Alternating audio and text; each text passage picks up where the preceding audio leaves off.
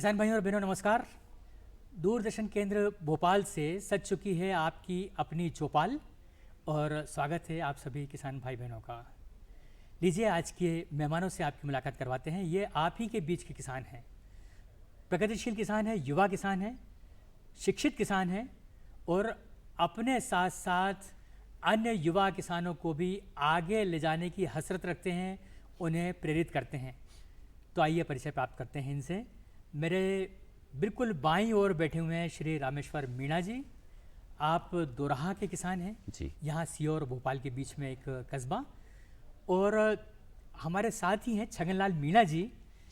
आप बरखेड़ा खरेट जिला सीहोर के किसान हैं और दोनों ही अपने अपने स्तर से अन्य किसानों का प्रतिनिधित्व करते हैं और बेहतर खेती करते हैं, दूसरों के लिए आदर्श स्थापित आपने किए हैं। तो आज आपके मुँह से आपकी सफलताओं की कहानी जानना चाहेंगे, आपके अनुभव जानना चाहेंगे और जानना चाहेंगे छगनलाल मीणा विशेष रूप से आपसे, क्योंकि आपने तो शासन की कई योजनाओं का लाभ लिया है। तो अभी जैसे आपने कहा कस्टम हायरिंग का आपने लाभ लिया है, जैसा आपने मुझे बताया था। कस्टम हायरिंग योजना किस तरीके से आपके लिए लाभकारी हुई है, क्या आपने लाभ उसमें आपको मिला है? सर, शासन की कस्टम हायरिंग योजना जो है बहुत ही किसानों के लिए अच्छी और उत्तम योजना है जी। उसमें मैंने जो लाभ लिया है, टोटल हमारा जो प्रोजेक्ट बना था वो सर 25 लाख का बना था। उसमें शासन द्वारा हमें 10 लाख का अनुदान दिया गया और हमने ट्रैक्टर, भूसा मशीन और मल्टी क्रॉप थ्रेसर, रोटावेटर, उसके अलावा प्लाऊ और बोनी मशीन और कल्टीवेटर, इस तरह के हमने कृषि यंत्र लिए। और वो कृषि यंत्र से हमने हमारी खेती नहीं बल्कि दूसरों के भी हमने काम किए। उससे भी कई लोगों को लाभ हुआ। कई बार क्या होता है, समय पे साधन नहीं मिल पाते हैं और किसानों को साधन मिल गया, उससे हमारी आय बढ़ गई, उनका भी काम हो गया और हमारा भी हो गया। तो वो शासन की जो योजना है वो बहुत अच्छी योजना है और उसका मैंने बहुत अच्छे से लाभ लिया हुआ है। छगनलाल मीणा जी, कहा जाए तो छगन माने 6 गुण आपके अंदर हैं। और जैसे आपने कहा कि आप शिक्षित हैं, आप प्रगतिशील हैं, आप शासकीय योजनाओं का लाभ लेते हैं, आप अच्छी खेती करते हैं, आप दूसरों के लिए प्रेरणा देते हैं और आप जो है एक आदर्श युवा हैं, हम ये मानते हैं। तो ज़रूर हम आपसे मुलाकात जारी रखेंगे, आपसे बातचीत जारी रखेंगे। लेकिन अभी हम हमारे साथ में जो रामेश्वर मीणा जी हैं, सबसे पहले तो हम आपके गांव के बारे में जानना चाहेंगे, क्योंकि दोराहा एक बड़ा अच्छा नाम है। भाई दोराहे पे खड़ा हुआ आदमी है, कोई इधर जाता है, कोई उधर जाता है, पर आपका दोराहा तो शायद चौराहा है जिसमें कई सारे रास्ते निकलते जी भाई हैं। साहब। तो अपने गांव के बारे में कुछ बताएं और फिर हम आपसे आपके बारे में बात करना चाहेंगे। भाई साहब, हमारे गांव में सभी किसान हैं, कुछ बिजनेस से भी जुड़े हैं, किसानी भी अच्छे से करते हैं। अच्छे अच्छे पढ़े लिखे युवा हैं जो चाहते हैं कि हम किसान के बेटे हैं तो खेती ही करें। वो चाहे तो जॉब भी कर सकते थे, लेकिन वो किसानों को एक आदर्श के रूप में प्रस्तुत होने के लिए जो है वो अच्छे पढ़ने लिखने के बाद भी वो खेती में आ गए और अच्छे से खेती कर रहे हैं। हमारे यहाँ पानी की उपलब्धता है, तालाब है, पाटन के नाम से जाना जाता है, पाटन के तालाब के नाम से। वो दोराहा है नहीं, दोराहा के आसपास जितने भी क्षेत्र हैं सभी में अच्छे से खेती होती है, पानी की उपलब्धता हो जाती है, वो पानी पर्याप्त मात्रा में सभी किसान भाइयों को मिल जाता है। तो जब पानी है तो बहुत कुछ है, पानी है तो जिंदगानी है कहेंगे हम। तो इनका लाभ लेके क्या आपने पिछले समय में देखा कि उत्पादन में कुछ अंतर आया है? जी भाई साहब, किस तरीके से? जी। पानी से पहला तो ये सब्जी की खेती अच्छे से होती है हमारे दोराहा क्षेत्र में पूरे में। कुछ सब्जी वाले लोग हैं जो सब्जी की खेती अच्छे से करते हैं, जो सब्जी आपके भोपाल आती है सब्जी, राजधानी में भोपाल जो है राजधानी में सब्जी भेजते हैं किसान भाई। कुछ सब्जियां वहीं लगाते हैं और जो बाकी किसान भाई, कुछ ऐसे किसान भाई भी हैं जो दूध पालन का काम कार्य करते हैं। भैंसें हैं, गायें हैं, अच्छी अच्छी नस्ल की भैंसें पालते हैं, अच्छी अच्छी नस्लों की गायें पालते हैं, जिससे उनका जो है जीवन निर्वाह अच्छे से होता है। तो आम तौर पर हम ये मान सकते हैं कि आपके गांव में किसान भाइयों की आर्थिक स्थिति अच्छी है? आर्थिक स्थिति अच्छी है। आपसे पूछें छगनलाल मीणा जी, क्या शासन की योजनाएं जो हैं, मध्य प्रदेश सरकार या केंद्र सरकार की जो योजनाएं हैं, वो ठीक तरीके से काम कर रही हैं, आपके किसानों तक पहुंच पा रही हैं, उसका लाभ आप लोगों को मिल पा रहा है? सर केंद्र सरकार और राज्य सरकार की जो योजनाएं हैं बहुत व्यापक, बहुत बड़ी है और उनकी जो लाभ किसानों को मिल रहा है, बहुत सारी योजनाओं का मिल रहा है। कई योजनाओं का लाभ मैंने खुद देखा है, कुछ का मैंने भी लिया है, कुछ का मेरे साथियों ने लिया है, मेरे गांव के कुछ लोगों ने लिया है। उसमें जैसे मैंने अभी बताया आपको, कस्टम हायरिंग तो मैं खुद ले चुका हूँ। बाकी कुछ एग्रीकल्चर इंजीनियरिंग, कृषि अभियांत्रिकी के थ्रू कुछ कृषि यंत्रों पे भी सब्सिडी हमारे गांव के किसानों ने ली है। कुछ किसान ऐसे हैं जिन्होंने स्प्रिंकलर पाइप और पाइपलाइन की जो योजना है, प्रधानमंत्री कृषि सिंचाई योजना, उसके अंतर्गत उन्होंने लाभ लिया है जी। कुछ एक हमारे गांव में अभी नए सरपंच साहब बने हैं, पर्वत सिंह मीणा, वो अभी कुछ टाइम पहले ही उनने सीड ड्रिल पे सब्सिडी ली है। अच्छा। कृषि वो एग्रीकल्चर इंजीनियरिंग के थ्रू। बाकी हॉर्टिकल्चर के द्वारा भी प्रधानमंत्री कृषि सिंचाई योजना में ड्रिप इरिगेशन का और मिनी स्प्रिंकलर का लाभ हमारे यहाँ कई किसानों ने लिया है। उसमें से एक किसान मेरे भाई भी हैं और मैं भी हूँ। अच्छा, चलिए, ये तो आपने 4-5 योजनाएं हमको गिना दी जी सर। पर हमें लगता है कि आपको शायद अन्य शासकीय योजनाओं का भी पता होना चाहिए, ऐसा हमारा अनुमान है। बताइए क्या कौन कौन सी यादें आपको? सर शासन द्वारा अभी जो योजनाएं चल रही हैं उसमें एक पैक हाउस भी चल रहा है, प्याज भंडार गृह, हाँ प्याज भंडार गृह की योजना भी है, वो भी चल रही है। एक कोल्ड स्टोरेज की एक बहुत बड़ी योजना है गवर्नमेंट की हॉर्टिकल्चर के द्वारा, वो भी चल रही है। और बेयर हाउसिंग भी जो चल रहा है, बेयर हाउसिंग पे भी गवर्नमेंट अच्छा लोगों को, हमारे गाँव में भी अभी 2-3 साल पहले किसानों को लाइन में लग के 4-4, 5-5 दिन रुकना पड़ता था गेहूं के लिए। आज ये स्थिति है कि हमारे यहाँ सेम डे जाओ, अगले उसी दिन गेहूं तुल जाएगा। और बेयर हाउस 2-2, 3-3 गाँव के बाहर बेयर हाउस हो गए, तो वो भी एक गवर्नमेंट की योजना है और उसका भी किसानों को लाभ हुआ है। उसके साथ में अभी हॉर्टिकल्चर ने एक योजना लाए थे जिसका मैंने ट्राई किया था कि मैं भी उसका लाभ ले पाऊँ, किसी कारण से नहीं ले पाया। उनके फूड प्रोसेसिंग के यूनिट डल रहे हैं जिसमें वो जैम, जेली, इस तरह के बहुत सारी उसमें है। आप लहसुन का पाउडर बनाने वाली यूनिट है, उसमें अचार का, बहुत सारी ऐसी योजनाएं हैं जो हॉर्टिकल्चर के द्वारा चल रही है और कुछ लोग उनका लाभ भी ले रहे हैं। मैंने भी ट्राई किया था, किसी कारण से मैं नहीं ले पाया उसका लाभ, हो सकता है आगे ले लूं। पर वो जो कारण है, रामेश्वर मीणा जी आप बताइए, क्या शासकीय योजनाओं का लाभ लेना बहुत कठिन होता है? नहीं भाई साहब। कैसे, किस तरीके से आप लोग संपर्क करते हैं और कैसे इन प्रक्रियाओं को अब सरल बना दिया गया है? सरल इस माध्यम से बना दिया गया भाई साहब कि जगह जगह ऑनलाइन सिस्टम शुरू कर दिए सरकार ने जी। बहुत सारी सुविधाएं, हर दुकान पे ऑनलाइन सिस्टम हो गया है, हर क्षेत्र में, हर गांव में हो गया है। हम उन ऑनलाइन वालों से जाकर के मिलें, वहाँ फॉर्म आवेदन करें और उससे बड़ी आसानी से सरकार की सब्सिडी हम तक पहुँच जाती है। तो देखिए किसान भाइयों, हमें ऐसा लगता है जब तक हम योजनाओं की ओर नहीं बढ़ते, हमें लगता है कि बहुत मुश्किल होगा कि हम किसी शासकीय योजना का लाभ ले पाएँ और बैठे बैठे सोचते हुए ही समय हम गुजार देते हैं। लेकिन छगनलाल भाई, आपने कहा कि हमने तो कस्टम हायरिंग ले लिया और एक बड़ी योजना है, 25 लाख की योजना है सर। 25 लाख की योजना है बिल्कुल। और उसमें आपको 10 लाख का अनुदान था, 40% उसमें अनुदान है। अच्छा, बाकी जो व्यवस्था 15 लाख की थी वो आपने कैसे की? सर उसमें मेरा 7.5 लाख का बैंक लोन था, 7.5 लाख मेरा मार्जिन था। तो बताइए, आप 7.5 लाख रुपए आपने अपनी पॉकेट से लगा के और 25 लाख रुपए की योजना ले ली और जिसमें से आपका जो वो पैसा था 7.5 लाख, उससे ज़्यादा आपको वापस मिल गया, कई गुना ज़्यादा सर। वो तो बहुत अच्छी योजना है, उसमें मेरे को बहुत लाभ हुआ है।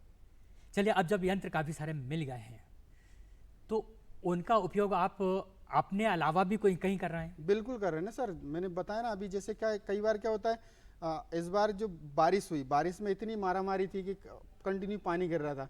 साधन अगर अधिक है तो जल्दी काम हो जाएगा, तो वो हमने भी उसमें सहयोग दिया। हमारे पास यंत्र थे, हमने जल्दी जल्दी काम किया तो जल्दी काम हो गया, बाकी लोगों का भी हो गया।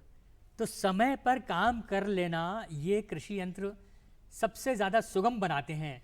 टाइम मैनेजमेंट अगर है, जो किसान के लिए बहुत ज़्यादा ज़रूरी है, समय से बोनी नहीं हो पा रही है, समय से कटाई नहीं हो पा रही, बखरने नहीं हो पा रही, दवा नहीं छिड़क पा रही, ये जो समस्याएं हमारे पुराने समय में थी, बाप दादाओं के ज़माने में थी, वो अब व्यवस्था बदल चुकी है। बहुत बदल गई सर। आप आज बिल्कुल बहुत व्यवस्था बदल गई। पहले जब हमने भी देखा है सर, हमारे पास बैलनाड़ी की बखर हमने खुद ने घेरी भी है, तो उस टाइम जो काम होता था और आज जो काम हो रहा है, वो महीनों का काम आज घंटों में हो रहा है।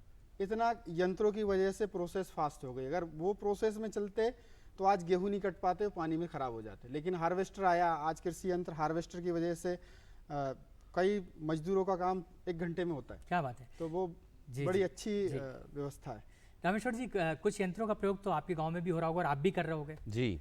आपके पास भी कृषि, कितनी जमीन है आपकी? मेरे पास 20 एकड़ जमीन है भाई साहब। 20 एकड़ जमीन, तो बिना मशीनों के आप मशीनों से संभव नहीं है? मशीनों से करते हैं। अच्छा, आपके पास भी ट्रैक्टर है? ट्रैक्टर है, मैसी ट्रैक्टर है, और आप उसमें अपना काम आसानी से टाइम से बिल्कुल कर पा टाइम रहे से हैं? समय पे कर लेते हैं भाई साहब। अच्छा, और कौन से कृषि यंत्रों का आप प्रयोग कर रहे हैं?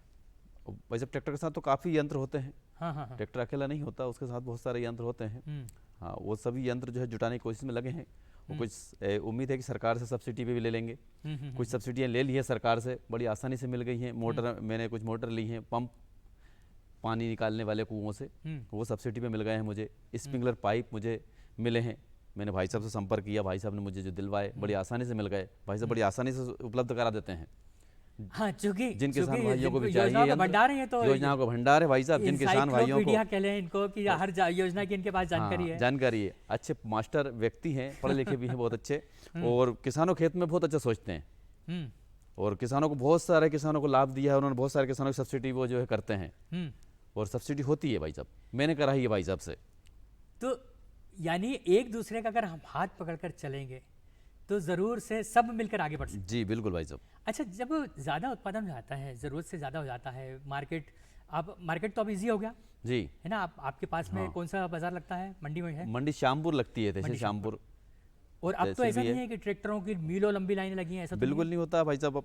अब जो है सरकार की सुविधाएं इतनी होगी, वेयर हाउस इतने हो गए, सोसाइटी में जब गेहूं तुलाने जाते हैं हम, तो बड़ी आसानी से गेहूं तुल जाता है। इस बार तो बिल्कुल भी दिक्कत नहीं है किसी भी किसान भाई को। अच्छा, बड़ी आसानी से गेहूं तुला दिया वेयर हाउस की अधिकता के कारण। अच्छा जी। और जो हमें नंबर लगाना पड़ते हैं जी, तो वो भी है, ऑनलाइन सिस्टम हो गया है? वो भी ऑनलाइन सिस्टम हो गया। स्लॉट बुक करें हम घर बैठे, और जब नंबर आ जाए तब हम ट्राली लेके चले जाएं, हमारी ट्राली तुल जाए डायरेक्ट जाके। अच्छा, आपने एक बात कही वेयर हाउसिंग की। आप लोगों के गांव में कहाँ वेयर हाउसिंग है? ज़्यादा जो उत्पादन हो रहा है उनको किस तरीके से कहाँ रखते हो?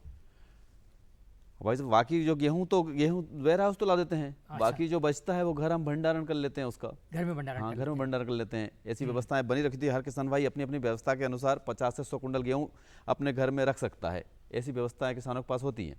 अच्छा, तो वैसे तो आपके भंडार गृह जो हैं वो पर्याप्त होते हैं, और जो देशी विधियां हैं जी, वो भी कम नहीं है। लेकिन क्या फिर भी अनाज का कटाई से लेके भंडारण तक या मंडी ले जाने तक जो नुकसान होता है, जी, तो उसको बचाने के लिए आप लोग क्या करते हैं? कुछ दवाएं रखते हैं या नीम वगैरह का उपयोग करते सर हैं? दवाई का भी उपयोग करते हैं। हाँ, दवाई का भी उपयोग होता है, नीम का भी करते हैं, कुछ लोग भूसा भी रखते हैं, उससे वो हो जाता है। और आजकल तो क्या सभी को जल्दी रिजल्ट चाहिए, तो अधिकतर दवाई का ही उपयोग ज़्यादा करते हैं। वैसे खाने के गेहूँ भाई साहब, जैसे खाने के गेहूँ जो हम खाने में यूज़ करते हैं, उन गेहूं में हम नीम का उपयोग करते हैं। बहुत बढ़िया।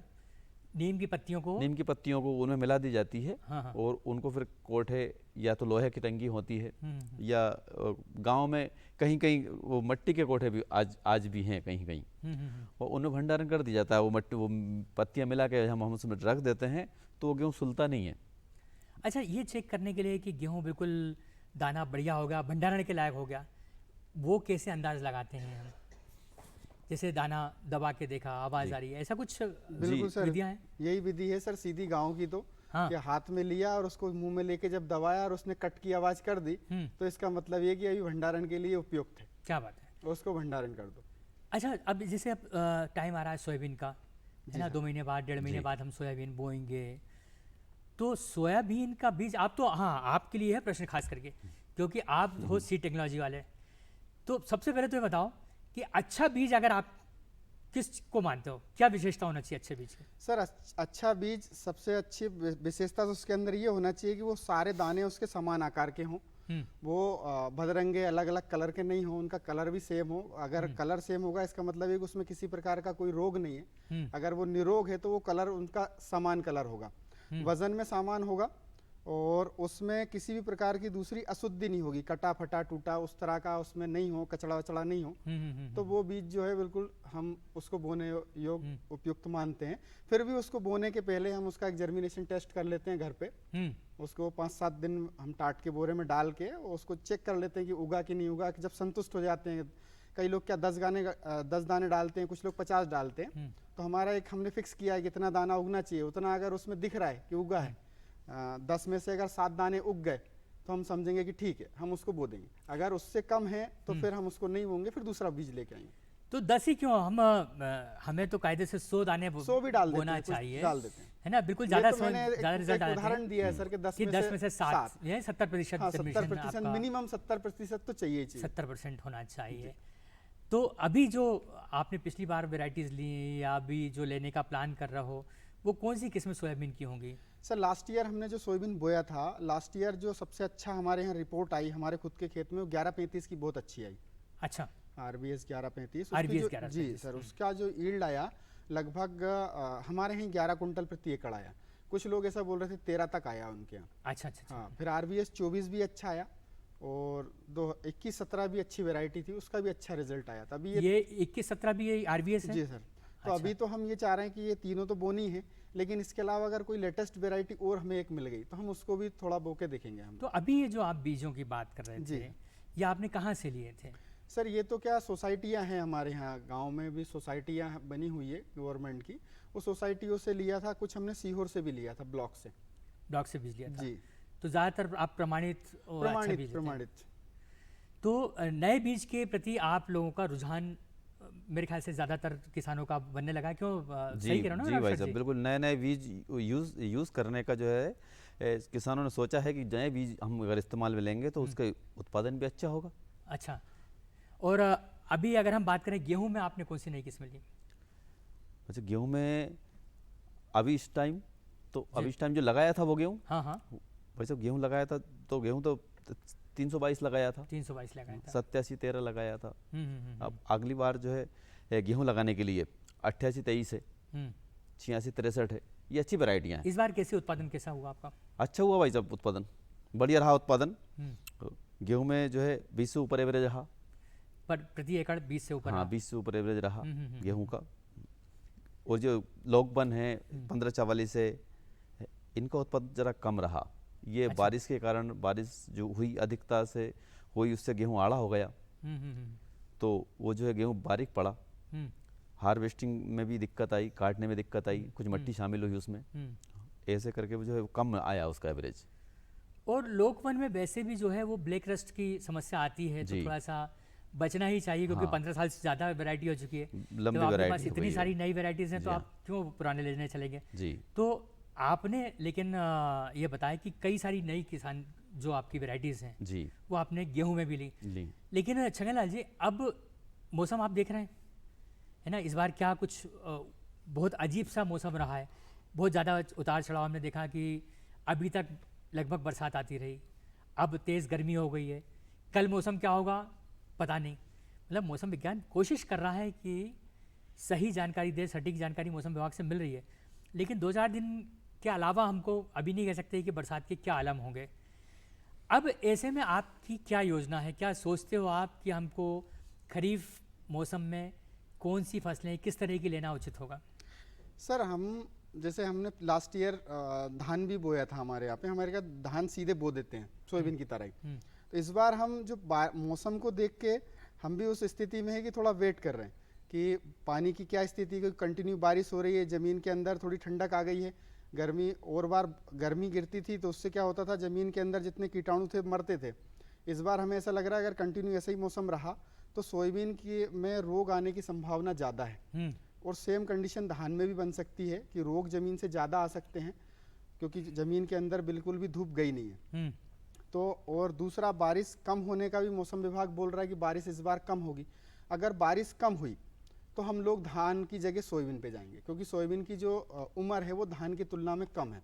सोयाबीन हम 90 से 100 दिन के बीच की बो सकते हैं, जबकि धान में हमें 120 से 140 दिन के बीच में जाना पड़ेगा। तो हम ये देखेंगे कि बारिश का जो मानसून का पहला पानी कब गिर रहा है, उसके बाद हम वो डिसीजन लेंगे हम सोयाबीन पे जाएं कि धान पे जाएं। लेकिन जो एक चीज़ तो स्थिति क्लियर हो गई है कि जिस तरीके से पानी गिर रहा है और आगे भी लग रहा है कि गिरेगा, कल भी पानी हमारे यहाँ बूंदाबांदी हुई थी, उससे मैं तो आपके माध्यम से सभी से एक ही चीज़ बोलना चाहूँगा कि जितना ज़्यादा संभव हो सके सीड ट्रीटमेंट करें। ज़मीन के अंदर रोग हैं और रोग आने वाले हैं, और रोग दो प्रकार के ज़मीन से आते हैं। एक तो फंगस से आता है, जो जितने भी फंगस हैं वो आएंगे, और एक कीट के द्वारा आता है। कई ऐसे कीट है ज़मीन के अंदर जो हमारे बीज को काट देंगे। तो मैं तो मेरी रिक्वेस्ट है सभी किसान भाइयों से आपके माध्यम से कि जितना ज़्यादा संभव हो सके फंगीसाइड और साथ में एक इंसेक्टिसाइड से सीड ट्रीटमेंट करें। किसी भी अच्छी कंपनी का लें, लेकिन उससे सीड ट्रीटमेंट जरूर करें, तो उससे उनका बीज खराब नहीं होगा, प्लस उनका जर्मिनेशन अच्छा होगा और उससे उनका उत्पादन भी बढ़ेगा। बस सर, मैं तो छगनलाल जी, हमारे माध्यम से नहीं, आपके माध्यम से बात जा रही है, और ये किसानों के लिए आपने बहुत बहुत बहुत ज़्यादा उपयोगी बात कही है कि बीजोपचार आवश्यक रूप से करना है।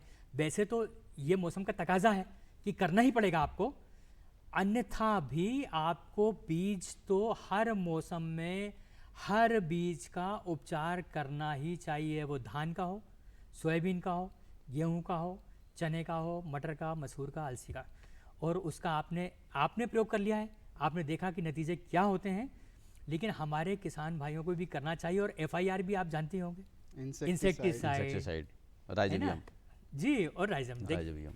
ये है, मैंने आपसे बार बार कहा कि ये प्रगतिशील किसान हैं जिन्हें पता है कि हमारे लिए हमारे हक में क्या है, और दूसरी पंचायतें करने के बजाय जब हम बात करते हैं अपने किसानों से, अपनी खेती की बात करते हैं, अपनी उन्नति की बात करते हैं, तो हमें मालूम होना चाहिए कि हम अपने बीज को कैसे सजाएं, संवारें, उसका मेकअप कैसे करें। सिर्फ जिनको मेकअप करना चाहिए उनको छोड़ के भी मेकअप कर सकते हैं ना जी सर। तो हमारी जी बताएं सर, एक चीज़ और लास्ट ईयर हमने एक अनुभव किया था, अभी हम उसको करने वाले प्रैक्टिकल में। लास्ट ईयर हमने जो धान बोया था, हमारे आसपास किसान बहुत सारे लोगों ने धान बोया था, उसमें जो कचरा निकला था बाद में, वो कई प्रकार की दवाई डालने के बाद भी नहीं मरा था, क्योंकि कंटिन्यू बारिश हो रही थी। वो दवाई डालते थे, फिर पानी आ जाता था, फिर दवाई डाल के फुर्सत हुए फिर पानी आ गया, तो उससे वो पूरी तरह से उस पर कंट्रोल नहीं हुआ। तो हमने पिछले साल दो चीज़ें नोटिस की। एक तो जो दवाई के अंदर हम सिलिकॉन डालते हैं, स्प्रेडर के अंदर 3 गुण होते हैं। एक तो वो चिपको का काम करता है, फिर एक फैलाने का काम करता है, प्लस एक सोखने का काम करता है। जब हम पत्ते के ऊपर डालते हैं तो वो पत्ते के अंदर से दवाई ऊपर से पत्ते के नीचे तक जानी चाहिए। अगर ये तीनों काम हमारा सिलिकॉन कर रहा है तो उसके रिजल्ट बहुत अच्छे आएंगे। तो एक तो ये कि हमने जो हमें लगा कि शायद हमसे गलती हुई हो लास्ट ईयर, तो हम उसको इस बार सुधारेंगे। दूसरा, हम अभी क्या कर रहे हैं, हमने छोटी सी एक क्यारी तैयार की हुई है, उसमें 2-3 दिन के बाद हम धान डाल देंगे खाली प्रैक्टिकल के लिए, और उसके अंदर जो 72 घंटे वाला जो हर्बिसाइड डलता है वो 2-3 जगह हम डाल के चेक करेंगे कि किसके रिजल्ट अच्छे हैं और कौन सा हमें हमारे खेत में यूज़ करना चाहिए। तो वो करने के बाद हमें जो हमारे पास अभी तक न्यूज़ आई है, अगर वो हमारा सही से प्रैक्टिकल हो गया तो लगभग कंपनियां बोलती हैं कि 30 से 40 दिन तक उस खेत में फिर कचरा नहीं आएगा। अगर ऐसा हो जाता है और वो प्रोडक्ट हम बोल देते हैं कि हमारे थ्रू प्रैक्टिकल करने के बाद ओके, तो हम ये समझो कि वो एक समस्या हमारी खत्म हो जाएगी। तो छगन भाई, लेकिन जिन लोगों ने, आपने कहा कि एक बार डाला कचरा नहीं मरा, दूसरी बार डाला, तीसरी बार भी डाल दिया सर, तो क्या ये नुकसान नहीं करता है? करता है सर, बिल्कुल करता। कई लोगों की धान जल गई सर। अच्छा, देखो इन्होंने इतने सारे एक्सपीरियंस बता दिए, भैया आपने भी अनुभव बता दो रामेश्वर मीणा जी। भाई साहब, मैं तो यही कहूँगा जी कि हम किसान हैं तो खेती ही करें। वाह, खेती से अच्छी कोई चीज़ नहीं है। किसान का बेटा है, खेती करे। खेती में बहुत डेवलप है, बिजनेस है खेती। तो उत्तम खेती, उत्तम खेती, खेती से बढ़कर कुछ भी नहीं है।